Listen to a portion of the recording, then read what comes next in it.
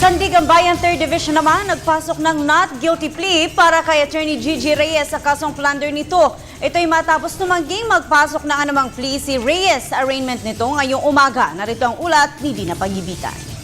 Tumangging maghain ng tugon o plea si Attorney Gigi Reyes nang basahan ito ng sakdal kaugnay ng kasong plunder dahil sa pork barrel scam. Sa halip, ang korte ang nagpasok ng not guilty plea para sa akusado.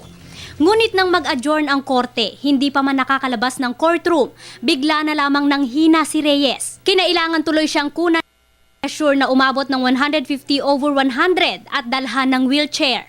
Paglabas nito sa courtroom, putlang-putla at hinang-hina si Reyes na inalalayan na lamang ng kanyang mga kaanak at mga tauhan ng BJMP. Paliwanag ng kanyang abogado na si Attorney Anacleto Diaz, pinilit kayanin ni Reyes na lumabas ng courtroom nang hindi gumagamit ng wheelchair.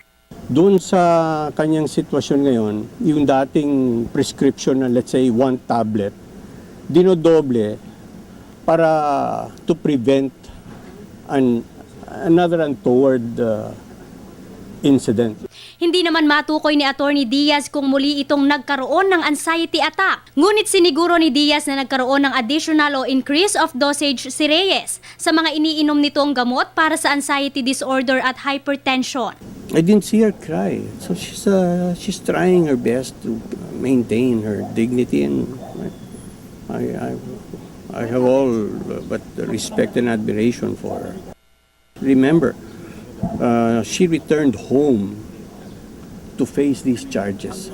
Hindi gaya ng mga kapwa-akusado gaya ni na Senador Bong Revilla, Jinggoy Estrada, Juan Ponce Enrile at Janet Lim Napoles, nakaposas nang dumating si Reyes sa Sandigan Bayan. Patunay lamang umano na walang special treatment sa akusado. Samantala, matatandaang hindi nakadalo si Reyes noong nakaraang Biyernes sa nakatakdang arraignment nito kasama sina Enrile at Napoles dahil sa pagkakaospital.